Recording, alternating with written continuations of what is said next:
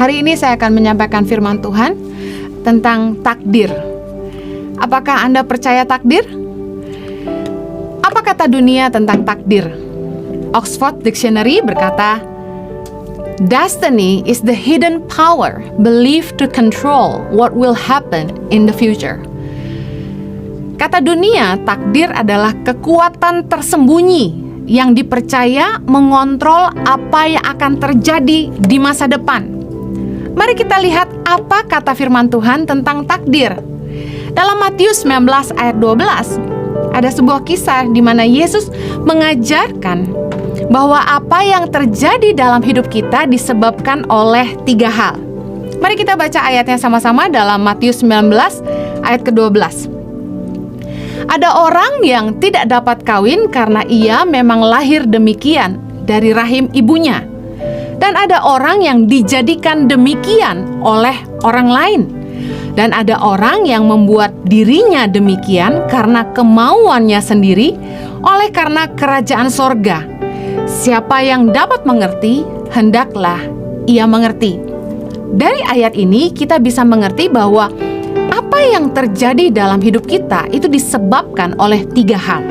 Yang pertama, takdir atau destiny. Dikatakan dilahirkan demikian dari rahim ibunya. Kita tidak bisa menentukan bagaimana kita lahir ke dunia ini. Kita nggak bisa memilih kita lahir di mana, dari keluarga apa, dari orang tua seperti bagaimana, di kota mana, di pulau mana, kita lahir seperti apa, kita nggak bisa milih. Itu yang namanya destiny, takdir. Yang kedua, apa yang terjadi dalam hidup kita disebabkan oleh akibat perbuatan orang lain, dijadikan demikian oleh orang lain, kata Yesus. Contohnya, ada anak-anak yang lahir cacat karena ketika mengandung, ibunya minum obat-obatan untuk menggugurkan kandungan.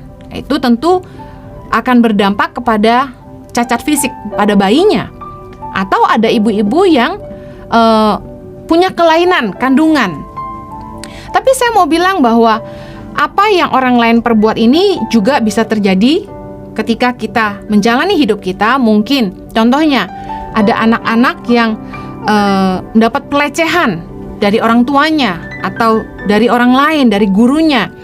Ada anak perempuan, anak gadis yang mendapatkan perlakuan yang tidak baik dari teman atau pacarnya. Misalnya dia kehilangan keperawanannya akibat perbuatan orang lain. Kehendak bebas, apa yang terjadi dalam hidup kita juga ditentukan dari keputusan atau kemauan kita sendiri. Banyak hal-hal yang kita alami dalam hidup kita sebenarnya bukan apa yang Tuhan mau, tapi karena keputusan kita sendiri. Saya ingin awali bicara lebih dalam tentang takdir atau destiny. Apa kata Tuhan tentang takdir kita? Mari kita baca sama-sama dalam Yeremia 29 ayat yang ke-11. Sebab aku ini mengetahui rancangan-rancangan apa yang ada padaku mengenai kamu.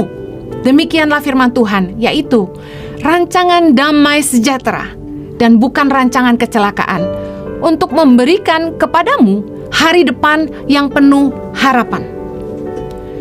Banyak orang yang hafal ayat ini, saya yakin. Tapi pernahkah kita betul-betul merenungkan bahwa sebenarnya inilah rancangan Tuhan bagi setiap kita? Bahwa Tuhan gak pernah merancangkan kecelakaan. Rancangan Tuhan buat kita adalah damai sejahtera dan masa depan yang penuh harapan. Tapi akan ada banyak orang-orang yang mungkin merasa Tuhan gak adil, lalu bilang gini, bagaimana dengan orang-orang yang lahir cacat, tidak sempurna? Ada yang lahir cacat, memang destiny, takdir, dia lahir demikian. Tapi juga ada orang yang lahir cacat karena perbuatan orang tuanya. Contoh seperti tadi, ibunya meminum obat-obatan ketika anaknya dalam kandungan. Tapi saya mau bilang gini, apapun yang terjadi dalam hidup kita ketika kita lahir seperti apa, saya percaya Tuhan punya rencana yang baik buat setiap kita. Saya kembali lagi kepada firman Tuhan bahwa rancangan Tuhan buat kita adalah rancangan damai sejahtera, hari depan yang penuh harapan. Kendati kita lahir tidak sempurna, saya percaya Tuhan tetap punya rencana yang baik buat setiap kita. Hari ini kita tahu bahwa banyak orang-orang yang lahir tidak sempurna, tapi hidupnya berguna. Mereka menjadi inspirasi buat hidup banyak orang. Tuhan pasti punya rencana buat hidup setiap kita. Itu yang namanya takdir, destiny. Bahwa lewat ketidaksempurnaannya, dia akan membuat nama Tuhan dipermuliakan. Bahwa Tuhan sanggup memakai hidup orang seburuk apapun masa lalunya, setidak sempurna apapun, bahwa Tuhan sanggup memakai hidup mereka untuk kemuliaan namanya, untuk hal-hal yang mulia, hal-hal yang berharga.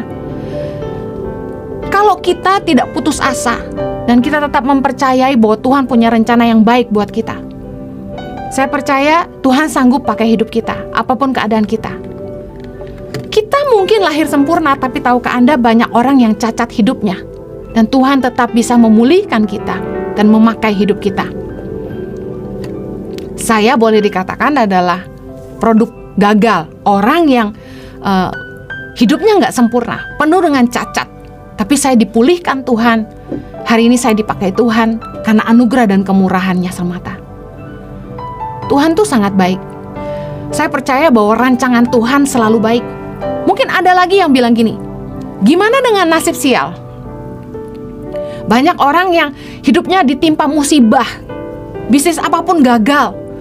Kayaknya kok hidupnya tidak beruntung. Saya mau katakan begini, Tuhan tidak pernah memberikan pencobaan. Yakobus 1 ayat 13 bilang gini, apabila seorang dicobai, janganlah ia berkata, pencobaan ini datang dari Allah. Sebab Allah tidak dapat dicobai oleh yang jahat, dan ia sendiri tidak mencobai siapapun. Saya tidak percaya Tuhan mendatangkan hal-hal yang jahat dalam hidup kita. Saya tidak percaya bahwa Tuhan mendatangkan kecelakaan. Yes, ada masalah-masalah yang Tuhan izinkan terjadi dalam hidup kita. Tapi saya percaya apapun masalah yang terjadi dalam hidup kita, Tuhan itu nggak pernah ninggalin kita. 1 Korintus 10:13 bilang gini, pencobaan-pencobaan yang kamu alami ialah pencobaan-pencobaan biasa yang tidak melebihi kekuatan manusia. Sebab Allah setia, dan karena itu Ia tidak akan membiarkan kamu dicobai melampaui kekuatanmu. Pada waktu kamu dicobai, Ia akan memberikan kepadamu jalan keluar, sehingga kamu dapat menanggungnya. Saya teringat kisah Ayub. Kita tahu bahwa kalau mau dibilang sial, hidup Ayub sial banget. Kasian banget. Dia kehilangan anak-anaknya, dia kehilangan hartanya, dia ditinggal istri dan sahabat-sahabatnya, dan yang paling parah, kesehatannya memburuk. Ayub sampai kulitnya bau. Saya mau bilang gini, kalau mau dibilang sial, Ayub melewati itu. Tapi apakah itu dari Tuhan? Mari kita lihat firman Tuhan, Ayub 1 ayat 8. Lalu bertanyalah Tuhan kepada iblis, apakah engkau memperhatikan hambaku Ayub? Sebab tiada seorang pun di bumi seperti dia yang demikian saleh dan jujur, yang takut akan Allah dan menjauhi kejahatan. Ayat 9, lalu jawab iblis kepada Tuhan, apakah dengan tidak mendapat apa-apa, Ayub takut akan Allah? Bukankah engkau yang membuat pagar sekeliling dia dan rumahnya, serta segala yang dimilikinya? Apa yang dikerjakannya telah kau berkati, dan apa yang dimilikinya makin bertambah di negeri itu. Tetapi ulurkanlah tanganmu dan jamahlah segala yang dipunyainya. Ia pasti mengutuki engkau di hadapanmu. Ayat 12. Maka firman Tuhan kepada iblis, nah, segala yang dipunyainya ada dalam kuasamu. Hanya janganlah engkau mengulurkan tanganmu terhadap dirinya. Kemudian pergilah iblis dari hadapan Tuhan. Kita tahu dalam kisah Ayub, seolah Tuhan mengizinkan iblis mencobai Ayub. Tapi saya mau bilang ini, Tuhan tidak mendatangkan nasib sial. Kenapa Tuhan mengizinkan iblis mencobai Ayub?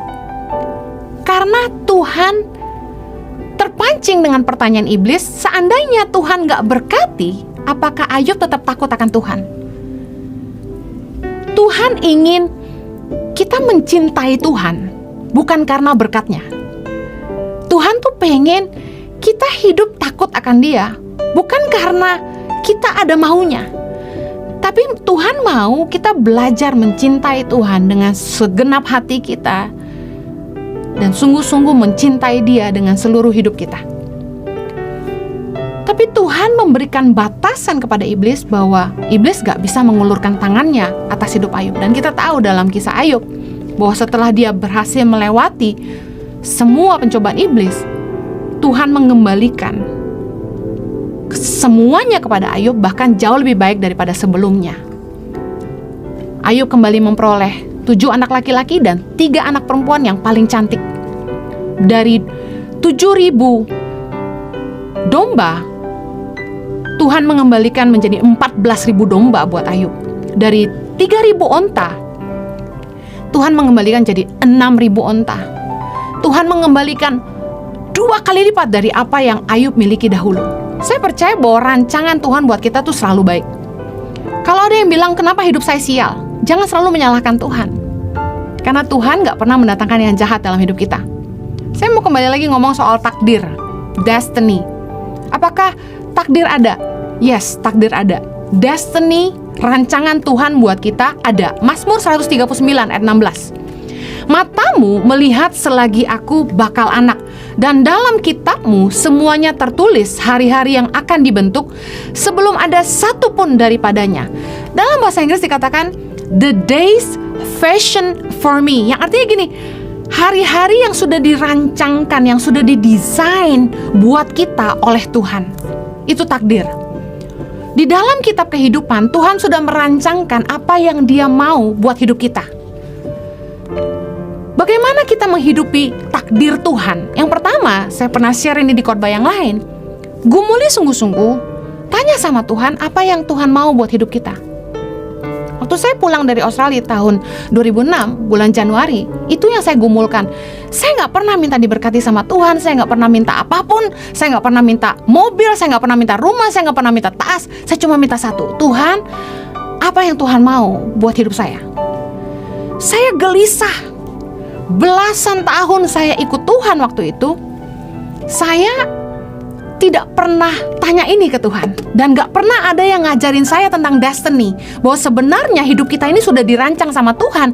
Bahkan ditulis dalam kitab kehidupan apa yang Tuhan mau, Dia desain buat kita. Saya kejar Tuhan pagi siang malam dengan satu pertanyaan, what do you want with me? What do you want with my life? Saya sempat bilang, kalau sendok garpu aja diciptain buat makan, sepatu diciptain buat berjalan, kuali diciptain buat masak, saya buat apa Tuhan? Dan akhirnya Tuhan jawab saya mau kasih tahu bahwa kita ini dilahirkan dengan sebuah tujuan Tuhan dalam hidup kita masing-masing. Kita lahir memang telanjang, tapi kita bawa sesuatu, bukan gak bawa apa-apa. Tuhan itu memperlengkapi kita dengan passion, dengan skills, keahlian. Banyak orang yang autodidak. Tuhan menyertai kita dengan kreativitas. Ada orang-orang yang gak sekolah masak, pintar masak. Ada orang-orang yang gak pernah les musik, pintar main musik. Ada orang-orang yang gak pernah belajar komputer, tapi cepat banget main komputer.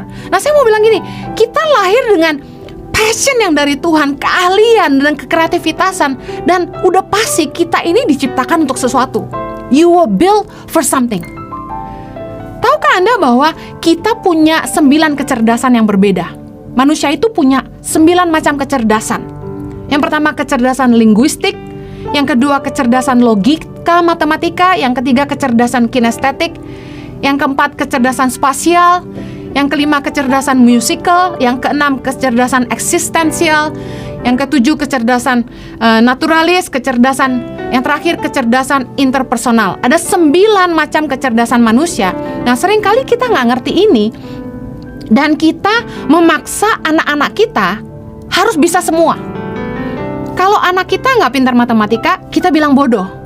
Padahal belum tentu dia bodoh, hanya dia punya kecerdasan yang berbeda. Ada orang-orang yang cerdas secara akademis, ada orang-orang yang cerdas dalam hal seni, dalam hal olahraga. Setiap orang punya kecerdasan yang berbeda. Salah banget kalau kita menggeluti dunia yang kita nggak diciptakan untuk itu. Nah, saya pernah share bahwa saya waktu kuliah di Hillsong, saya ngambilnya Creative and Art, majoring in vocal. Hari ini bos, saya nggak jadi Henny Simorangkir, saya nggak jadi Henny Febian, saya hari ini jadi Henny Kristianus.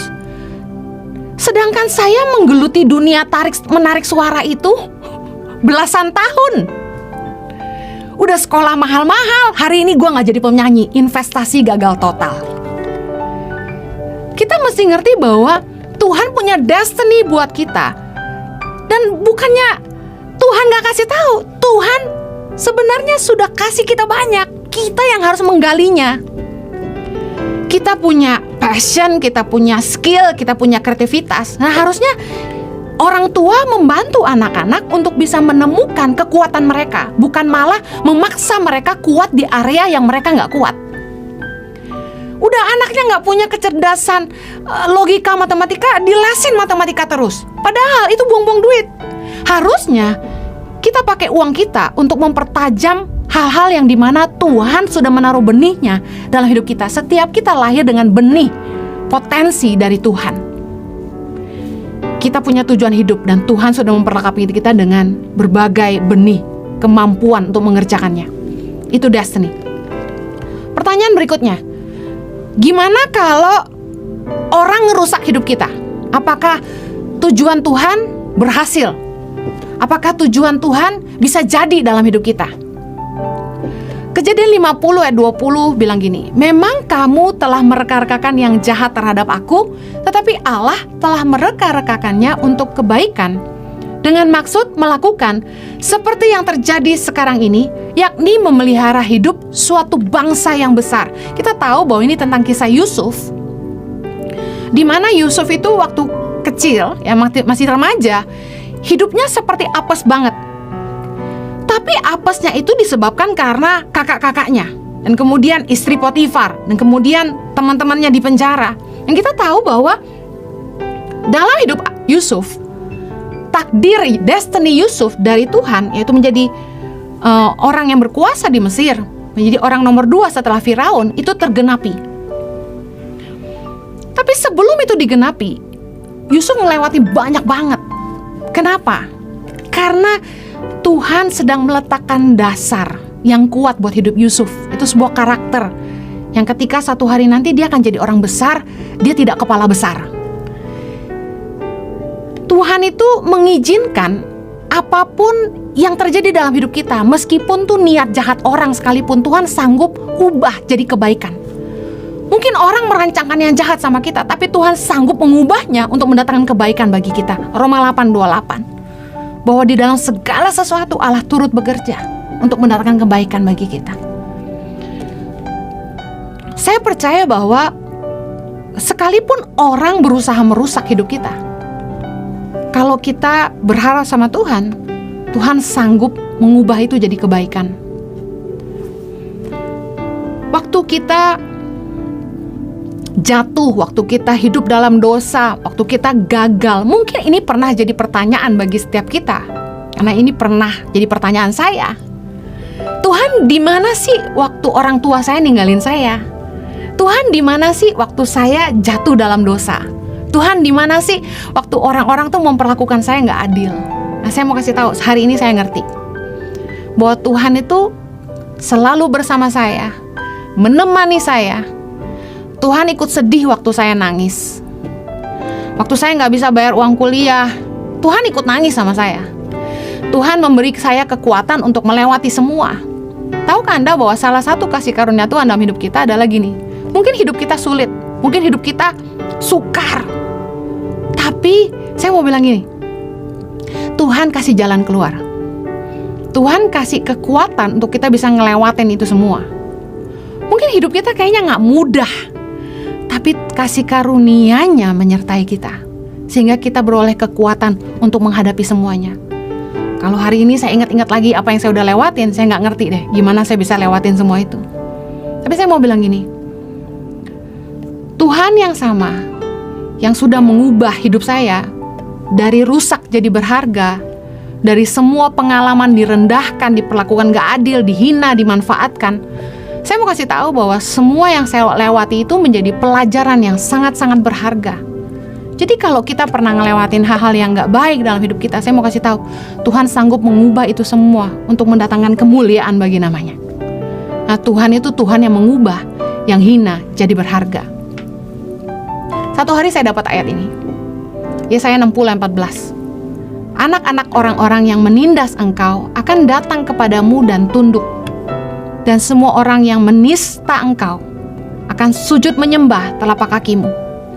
Mereka akan menyebut engkau kota Tuhan, Sion, milik yang kudus Allah Israel. Sebagai ganti keadaanmu dahulu, ketika engkau ditinggalkan, dibenci, dan tidak disinggahi seorang pun. Sekarang aku akan membuat engkau menjadi kebanggaan abadi, menjadi kegirangan turun-temurun. Bayangin, Tuhan ngangkat saya dari sampah jadi berharga. Anak yang dibuang orang tua, kuliah aja harus kerja 2, jualan kue di depan gereja, gak sanggup bayar uang kuliah sampai ngutang sama gereja. Saya pernah jadi pembantu di rumah orang kaya di Australia. Waktu saya full time, gaji gak seberapa, saya masih bisa sanggup cicil rumah sama Jojo. Saya lihat betapa Tuhan tuh nyertai luar biasa. Dari hidup yang sulit banget, Tuhan tuh menyertai sampai saya lihat banget bahwa Tuhan tuh pembela.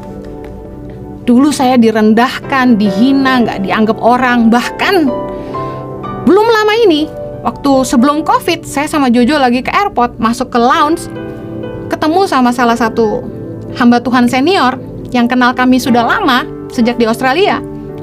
Dia bilang gini sama saya sama Jojo, Henny, kalau Jojo, Om percaya. Karena Jojo tuh dari muda baik banget, udah tampang pendeta. Tapi Henny, dia bilang gitu. Bayangin dia ngomong gitu. Jujur banget sih. Tapi itulah saya, yang dulu dipandang hina. Saya tuh dulu di gereja habis mimpin pujian, lari ke belakang tuh gelar meja Bukalapak gue, jualan makanan, jual CD, jual buku, cuma buat bertahan hidup supaya bisa kuliah. Gak sanggup bayar kamar di apartemen, saya cuma tidur di ruang tamu 3 tahun. Saya tadi cerita, dijadikan pembantu di rumah orang kaya yang support gereja.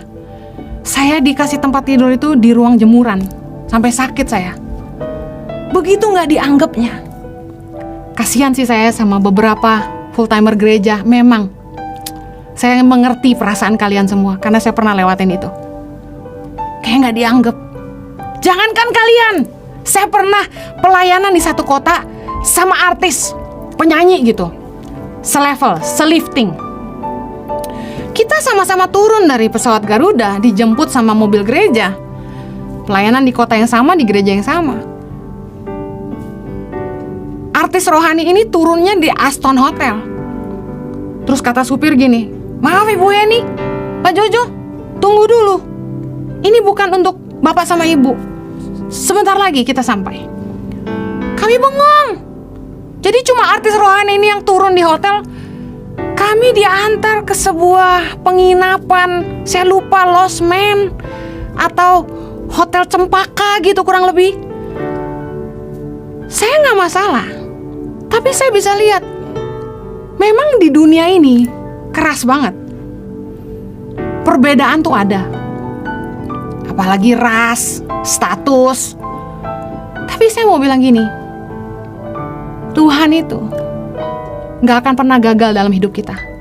Sejahat apapun orang sama kita, Tuhan itu gak pernah gagal dalam hidup kita. Apapun yang orang perbuat sama kita. Oh, mungkin iblis pakai banyak hal buat ngancurin rencana Tuhan dalam hidup saya. Tapi saya lihat kasih setia Tuhan luar biasa. Kasih Tuhan luar biasa. Dulu saya boro-boro disapa sama hamba-hamba Tuhan. Tapi hari gini lumayan lah. Hari gini lumayan. Saya mau bilang gini, Tuhan mengubah penderitaan kita jadi kekuatan kita. Asalkan kita mau terus sabar, merendahkan hati kita di hadapan Tuhan, terus berharap sama Tuhan, terus setia, terus taat sama Tuhan dalam keadaan apapun. Saya selalu pegang, sekalipun ayahku dan ibuku meninggalkan aku, Tuhan tidak pernah melupakan aku. Tuhan tuh gak pernah lupa sama kita. Saya percaya bahwa setiap penderitaan yang kita alami dalam hidup ini, meskipun disebabkan karena orang lain, gak akan pernah menggagalkan rencana Tuhan dalam hidup kita, tapi hanya akan membuat kita lebih kuat di dalam Tuhan. Yang terakhir, kalau memang Tuhan punya rencana dalam hidup kita, kenapa Tuhan biarin kita jalan ke tempat yang salah ya? Saya mau bilang gini, ketika daging kita ingin berbuat dosa, sebenarnya suara Tuhan dalam hati nurani kita tuh pasti bicara. Pasti ada, halus, pelan banget bilang jangan. Setiap roh manusia itu berasal dari Allah.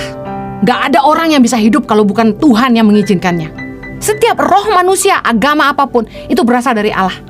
Itulah keadilan Tuhan bagi seluruh umat manusia, bahwa setiap kita itu diberikan hati nurani, sehingga kenal Yesus gak kenal Yesus, waktu kita mau bikin dosa, kita tuh diingatkan sama suara Tuhan dalam hati kita. Buktinya waktu kita kecil, waktu kita masih kecil, gak ada yang ngajarin kita, tapi kita tahu kalau kita salah, kita takut kalau kita berbuat salah. Saya ingat dulu waktu saya masih kecil, saya nyuri uang mama saya buat beli permen. Saya takut banget. Padahal gak ada yang ngajarin saya apakah arti dosa sebelumnya. Saya masih kecil, umur 5 kurang lebih. Nah, masalahnya gini. Ketika suara hati nurani yang kecil itu mengingatkan kita dan kita gak mau denger, kita lawan terus, kita pura-pura gak denger, lama-lama iman kita akan kandas. Kita gak akan peka lagi sama suara hati itu, malah mata hati kita jadi buta. 1 Timotius 1 ayat 19 bilang gini, beberapa orang telah menolak hati nuraninya yang murni itu, dan karena itu kandaslah iman mereka. Jadi gini, bukannya Tuhan ngizinin kita jalan ke tempat yang salah, Dia sudah ingatkan kita, tapi kitanya yang keras kepala. Kita sendiri yang mau. Karena alasan kita kan satu, dosa enak sih. Ini salah satu kunci yang saya mau bilang, bahwa supaya kita peka sama suara Tuhan, kuncinya adalah jaga hati nurani kita tetap murni di hadapan Tuhan. Kisah Rasul 24 ayat 16 bilang gini, sebab itu aku senantiasa berusaha untuk hidup dengan hati nurani yang murni di hadapan Allah dan manusia.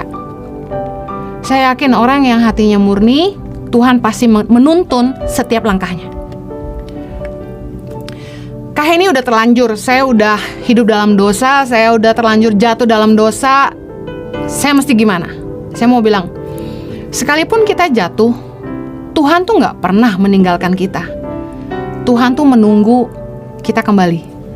Mazmur 139 ayat 7 bilang gini, Raja Daud itu pernah jatuh dalam dosa, dan dia bilang gini, kemana aku dapat pergi menjauhi rohmu?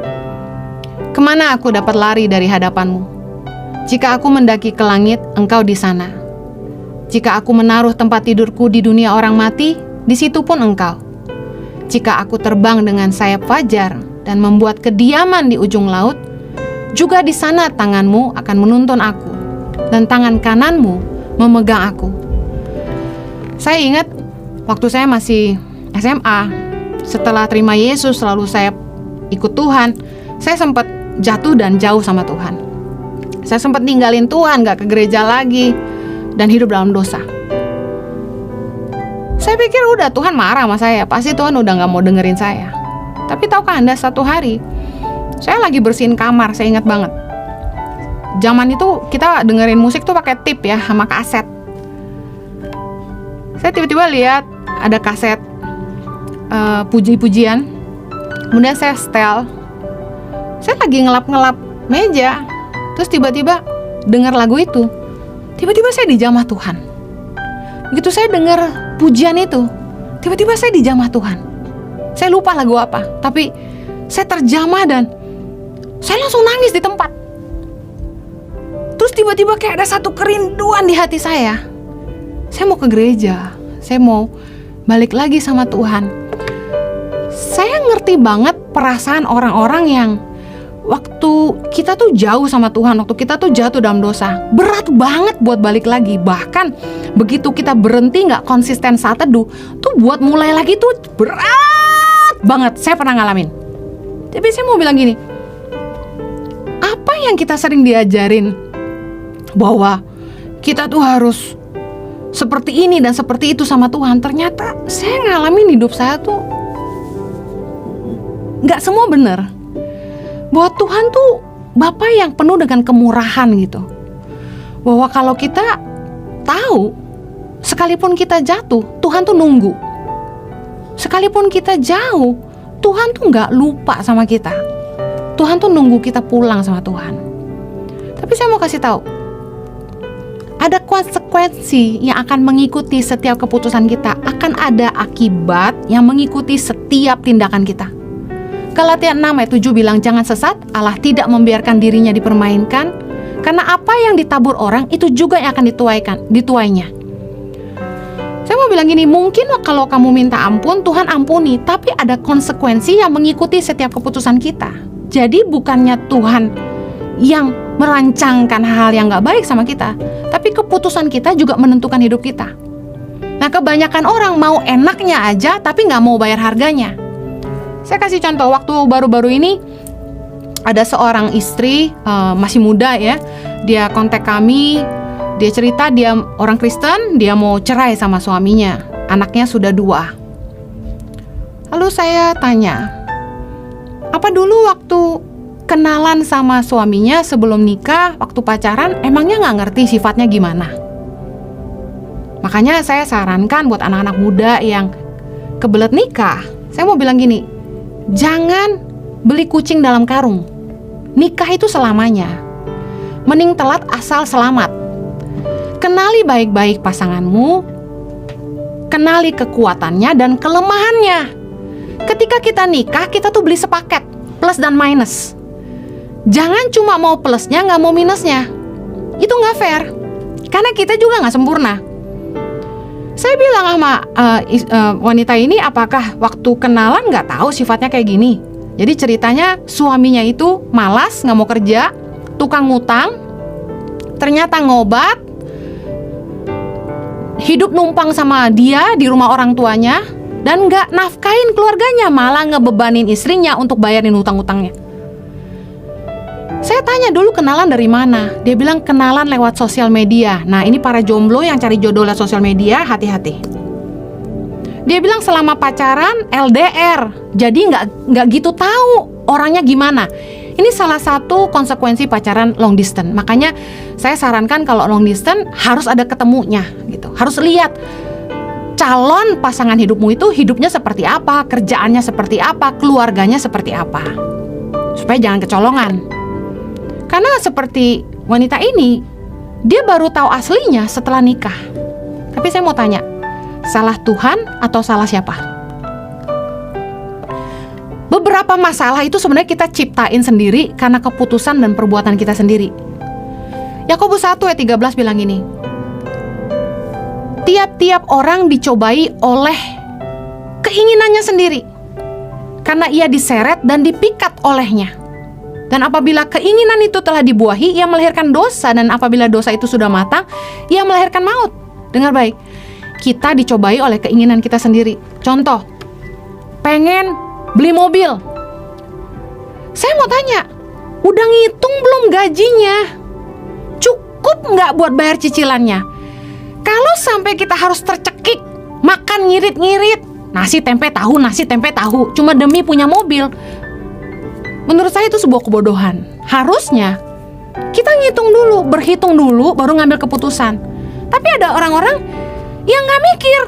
Mau pergi liburan ke Jepang, gesek kartu kredit. Mau beli tas mahal, cicil lah. Meskipun dicicil kan harus bayar. At the end of the day, hidupnya sengsara. Karena siapa? Keinginan sendiri. Hati-hati dengan keinginan kita. Karena apalagi perempuan, banyak maunya. Ada beberapa contoh konsekuensi dari kehendak bebas. Contoh, Tuhan sudah berkati, tapi kita serakah. 1 Timotius 6 ayat 10 bilang, Karena akar segala kejahatan ialah cinta uang, sebab oleh memburu uanglah beberapa orang telah menyimpang dari iman dan menyiksa dirinya dengan berbagai duka. Contoh, Tuhan tuh sebenarnya udah memberkati usaha kita dengan luar biasa. Satu bisnis aja tuh hasilnya udah banyak banget. Tapi beberapa orang serakah dan gak cukup, akhirnya bikin bisnis baru lagi. Yang terjadi adalah gini, kehilangan waktu dengan keluarga, kehilangan waktu dengan diri sendiri, stres karena belum tentu bisnis yang kedua menguntungkan, yang ada malah nyedot keuntungan dari bisnis pertama. Akhirnya siapa yang disusahkan? Kita sendiri, karena keputusan kita sendiri. Banyak orang yang pengen cepat kaya tapi dengan jalan yang mudah. Amsal 19 ayat 2 bilang gini, tanpa pengetahuan kerajinan pun tidak baik. Orang yang tergesa-gesa akan salah langkah. Kalau ada orang yang datengin kita, nawarin bisnis dengan hasil yang fantastis, saya mau bilang gini, if it is too good to be true, it is not true. Kakak saya pernah ngajarin ini ke saya.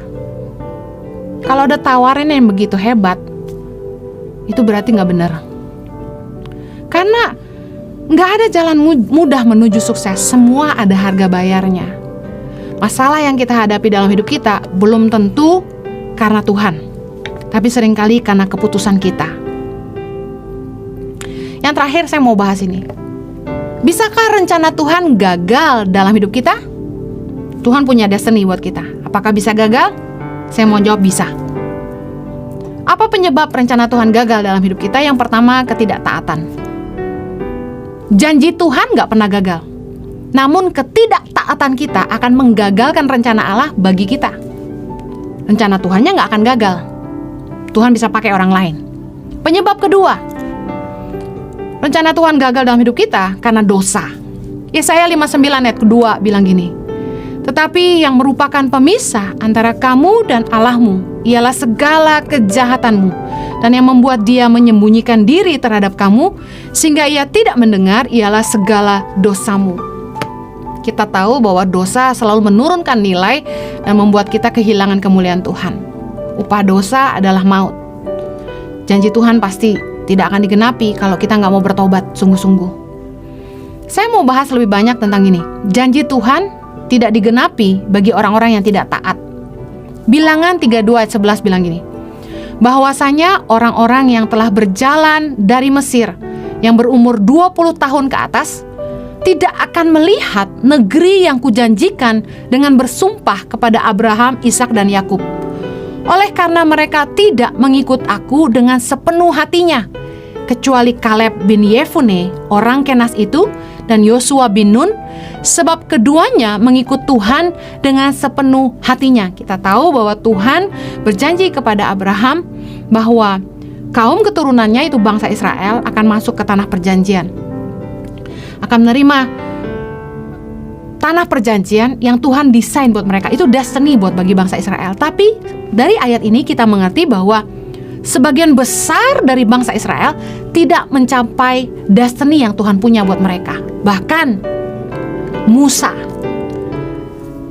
Nabi Musa yang begitu dikasihi Tuhan, salah satu nabi yang bertemu muka dengan Tuhan, ini yang luar biasa, tidak masuk tanah perjanjian. Mari kita lihat sama-sama dalam Ulangan 34 ayat yang keempat. Dan berfirmanlah Tuhan kepadanya, inilah negeri yang kujanjikan dengan sumpah kepada Abraham, Ishak dan Yakub demikian. Kepada keturunanmu lah akan kuberikan negeri itu. Aku mengizinkan engkau melihatnya dengan matamu sendiri, tetapi engkau tidak akan menyeberang ke sana. Lalu matilah Musa, hamba Tuhan itu, di sana di tanah Moab, sesuai dengan firman Tuhan, dan dikuburkannya lah dia di suatu lembah di tanah Moab, di tentangan Bet Peor, dan tidak ada orang yang tahu kuburnya sampai hari ini. Musa berumur 120 tahun ketika ia mati, matanya belum kabur dan kekuatannya belum hilang. Musa itu didesain sama Tuhan. Destiny Musa adalah membawa bangsa Israel masuk ke tanah perjanjian. Tapi mereka tidak masuk ke tanah perjanjian karena ketidaktaatan mereka. Ayat yang menarik saya baca di dalam Keluaran 34 ayat ke-7 ini, dikatakan Musa berumur 120 tahun ketika ia mati. Matanya belum kabur dan kekuatannya belum hilang. Artinya begini, Musa itu sebenarnya masih punya kekuatan untuk masuk tanah perjanjian, tapi dia keburu dipanggil Tuhan. Destiny Tuhan buat Musa adalah membawa semua bangsa Israel masuk ke tanah perjanjian. Tuhan tahu mereka harus berperang menghadapi orang-orang raksasa di Kanaan. Karena itulah, meski sudah berumur 120 tahun, secara fisik Musa itu masih sehat dan kuat. Berarti sebenarnya Tuhan mendesain Musa untuk masuk ke tanah perjanjian. Tapi karena ketidaktaatan Musa dan bangsa Israel, mereka tidak masuk kecuali Yeshua dan Kaleb dan keturunannya. Saya mau tutup dengan bilang gini, rencana Tuhan nggak pernah gagal, tapi rencana Tuhan dalam hidup kita bisa gagal. Tuhan bisa pakai orang lain. Banyak orang yang dipanggil Tuhan sebelum menuntaskan panggilannya, tapi rencana Tuhan akan terus berjalan karena Tuhan akan pakai orang lain untuk meneruskannya. Saya mau ingatkan buat kita yang hari ini dipakai Tuhan, jangan tinggi hati. Tuhan bisa pakai keledai, ayam berkokok, dan ikan besar. Tuhan bisa pakai apa saja dan siapa saja. Jangan pernah sombong. Belajar taat sama Tuhan. Yang terakhir, bagaimana kalau kita terlanjur salah jalan? Gimana Kak Heni, apakah kita bisa kembali ke destiny Tuhan buat kita? Saya ingat waktu anak saya kecil, Chloe Zoe Axel, kalau kami pergi ke tempat theme park atau dunia fantasi dan sebagainya, di mana ada kerumunan orang banyak, saya takut anak-anak saya hilang. Saya selalu mengajari mereka dari kecil tuh gini, kalau kamu sampai tersesat atau hilang, kamu harus kembali lagi ke tempat di mana kamu terakhir kali ketemu mama. Saya ajarin anak-anak saya gitu dari kecil. Waktu saya merenungkan ayat firman Tuhan ini, Tuhan ingetin kejadian saya ngajarin anak-anak saya. Artinya apa? Selama kita masih mau kembali sama Tuhan, kita nggak akan pernah tersesat. Wahyu 2 ayat 5. Sebab itu ingatlah betapa dalamnya engkau telah jatuh. Bertobatlah dan lakukanlah lagi apa yang semula engkau lakukan. Jika tidak demikian, aku akan datang kepadamu dan aku akan mengambil kaki dianmu dari tempatnya, jikalau engkau tidak bertobat. Yuk kembali sama Tuhan, supaya kita belajar ngerti lagi apa yang Tuhan mau buat kita. Saya pernah cerita, saya pernah jauh dari Tuhan, saya pernah meninggalkan Tuhan, tapi hari ini saya belajar mengerti kehendak Tuhan dan saya hidup dalam rencana Tuhan. Saya percaya bahwa hari ini saya menghidupi destiny Tuhan dalam hidup saya. Bagaimana kita belajar ngerti destiny Tuhan? 1 Korintus 6 ayat 17. Siapa yang mengikatkan dirinya pada Tuhan menjadi satu roh dengan Dia. Yuk balik lagi sama Tuhan. Ingat cerita anak bungsu yang hilang. Ketika dia kembali, bapaknya terima lagi. Destiny Tuhan pasti jadi dalam hidup kita, asalkan kita mau kembali lagi sama Tuhan. Rancangan Tuhan adalah rancangan damai sejahtera, rancangan masa depan yang penuh harapan. Sekalipun kita lahir tidak sempurna, orang lain mungkin merusak hidup kita, dan kita mungkin membuat keputusan yang salah. Asalkan kita mau kembali sungguh-sungguh mengikut Tuhan dan hidup taat kepada kebenaran dan kehendaknya bagi kita, saya percaya destiny Tuhan akan terjadi buat kita. Amin.